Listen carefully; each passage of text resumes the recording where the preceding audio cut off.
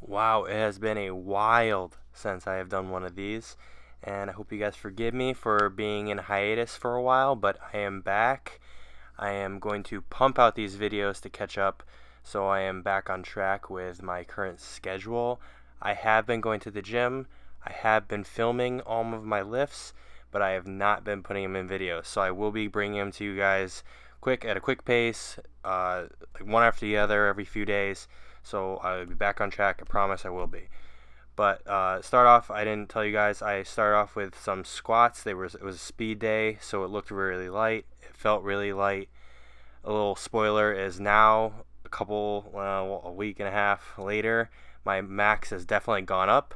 You will see that in the next coming of videos. But here are speed squats. These are actually pause squats. If you notice, I pause really long at the bottom. It's kind of it really focuses a lot on keeping your core tight. So you don't really want to go too heavy on that if your core is not tight or if your back hurts. So go light on that if you have to. These are reverse hypers. Again, this works on your back, lower back really, and to make sure you guys are retracting your scapula, keeping your shoulders back so it focuses on the entire back instead of just your lower back. You don't want to round your back on this. You want to keep your back tight, your core tight, and feel it going all the way up to the top of your back, kind of at your neck area. Here are incline dumbbell rows. These are a staple in this program. I have been noticing my weights are going up. Here I'm using 60s, I think, but now I'm actually using like 85s or 90s even. So I definitely can feel my strength going up. I like these a lot because, again, it does keep your core. I mean, you can rest your whole body on the mat and you can just focus on the squeeze in your back. So I do like these a lot, and I am glad that they're in this program. I probably like every other day. So get used to doing these. If you're doing the program, you're going to be doing them a lot. So moving on to day 8. Yeah, day 8.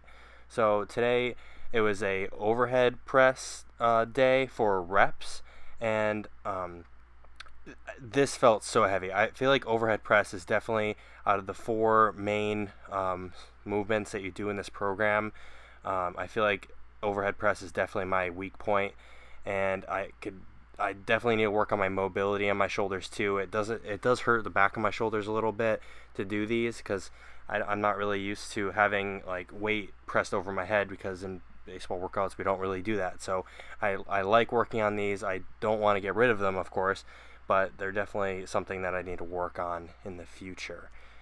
Moving on to a bench, and this is a strength day, and I want to let you guys know that with experience, you guys will find out what you want to do first. With the rep day of the overhead press, I wasn't feeling like it was going to fatigue me too much for the strength bench day, because they're on the same days. But some of you might have to do your bench first because your shoulders are going to be too fatigued to even do the bench press if you're doing the overhead press first.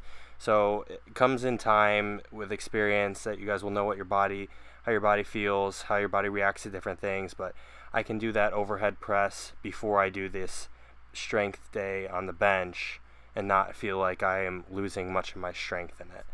And here I'm showing you guys, I tried to go for a new max on bench.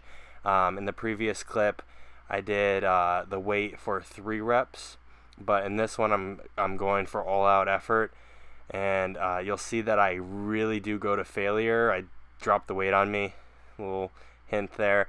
But I have those bars set to like my chest level, and you want to make sure you do that. You'll see I have to kind of squeeze under the bar, but you want to make sure you're going safe on this. And I did hit the top of the post there, and I think that did screw me up there. But I got 8 reps. Make sure you're doing this safe if you're going all out. If you don't have a spotter, make sure you have those. Make sure you have those poles in line with your chest so that you're not dropping on your body. So make sure you guys are staying safe. Here is dumbbell flies, and I'm only using 40s here. I can dumbbell bench hundreds easily, but here I'm using 40s because you're going out a lot wider. You're really focusing on the stretch and then the squeeze at the top. And a little trick that I do is, you can't really see it, but I use the bottom of the dumbbells. I press those together more than the top parts of them. So you kind of really focus on the squeeze at the bottom of your pec. I really like that. So kind of turn them in. You can kind of see that. So turn in the bottoms of them and touch them, and really focus on the squeeze in your chest. And then after this, we're going to be moving on to face pulls, and that will be the last workout that you do on this day for the program. But then of course I'll add in my other exercises at the end to really increase the intensity and increase the volume that I do, because again, I am more interested in bodybuilding rather than powerlifting. Bodybuilding being that you have a lot more reps to your workouts, a lot more volume, and powerlifting being that you do a lot lower reps. I mean, they have higher rep workouts, but a lot lower reps, so you focus more on the strength. And here's the rest of the exercises that I did.